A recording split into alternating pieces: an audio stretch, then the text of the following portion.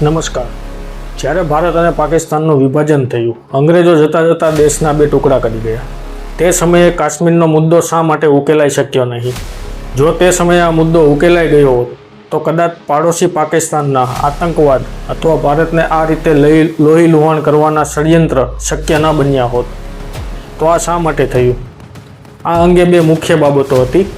આજે હું તમને સમજાવીશ કે કાશ્મીર પાકિસ્તાનની આંખોમાં હંમેશા માટે શા માટે ખટકે છે, તેનું શું કારણ છે, અને પાકિસ્તાનની એક ગેરસમજ અને તે સમયે મોહમ્મદ અલી જિન્ના, જેમને પાકિસ્તાનમાં કાયદે આઝમ કહેવામાં આવે છે, તેમની ગેરસમજણ કેવી રીતે થઈ। આજે પણ 78 વર્ષ પછી કાશ્મીર અને ભારતને કાશ્મીરના કારણે હંમેશા લોહી લુહાણ કરવામાં આવે છે। અંગ્રેજો ગયા તો ખરા, પરંતુ સરળતાથી ગયા નહીં। તેમની હંમેશા એક રાજનીતિ રહી છે, ફૂટ પાડો અને રાજ કરો। ઇઝરાયલનું ઉદાહરણ જુઓ। 1948માં જ્યારે આપણે આઝાદ થયા તેના 1 વર્ષ પછી ત્યાં પણ આવા ટુકડા કરી દીધા, એક ઇઝરાયલ બનાવી દીધું।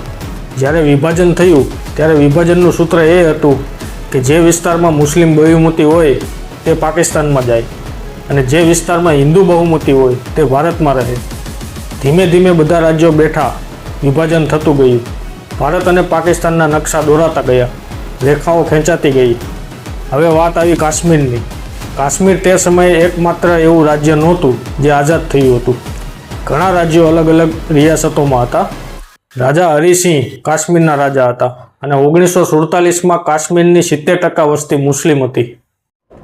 મોહમ્મદ અલી જિન્નાને ગેરસમજ હતી કે વિભાજન ધર્મના આધારે થઈ રહ્યું છે અને કાશ્મીરમાં 70% મુસ્લિમો છે, તેથી કાશ્મીર આસાનીથી પાકિસ્તાનનો ભોગ બની જશે।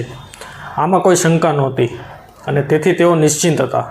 જ્યારે આ બધું ચાલી રહ્યું હતું ત્યારે જિન્નાએ એકવાર કહ્યું હતું કે તેમને કાશ્મીરમાં થોડા દિવસ આરામ કરવો છે, કારણ કે તે સુંદર સ્થળ છે અને તેમને ફેફસાની તકલીફ હતી।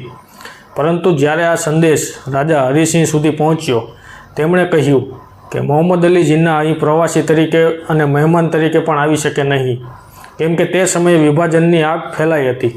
કાશ્મીર એક જ્વલંત મુદ્દો હતો અને જિન્નાના આવવાથી ખોટા સંદેશા જઈ શકે તેમ હતા। રાજા હરિસિંહે ઇનકાર કરી દીધો। જિન્ના અને તેમના સલાહકારોને આનાથી ખૂબ ખરાબ લાગ્યું। અત્યાર સુધી જિન્નાને લાગ્યું હતું કે 70% મુસ્લિમ વસ્તી છે, તેથી કાશ્મીર આપમેળે ખુશીથી પાકિસ્તાનનો ભોગ બની જશે। પરંતુ રાજા હરિસિંહે કહ્યું, અમે ન તો ભારત સાથે જઈશું ન પાકિસ્તાન સાથે, અમે આઝાદ રહીશું। અહીંથી મોહમ્મદ અલી જિન્નાને લાગ્યું કે તેમનો આખો પ્લાન બગડી રહ્યો છે। પછી પાકિસ્તાને પહેલાં કબાલીઓના વેશમાં કબાલીઓને મોકલ્યા અને ત્યાર પછી પાકિસ્તાની સેનાએ કાશ્મીર પર કબજો કરવા હુમલો કર્યો। તે સમયે આ કબાલીઓની જે સ્થિતિ હતી તે આ જ સમયમાં જ્યારે કાશ્મીર પર હુમલો થાય છે ત્યારે આપણે તેને આતંકવાદી કહીએ છીએ।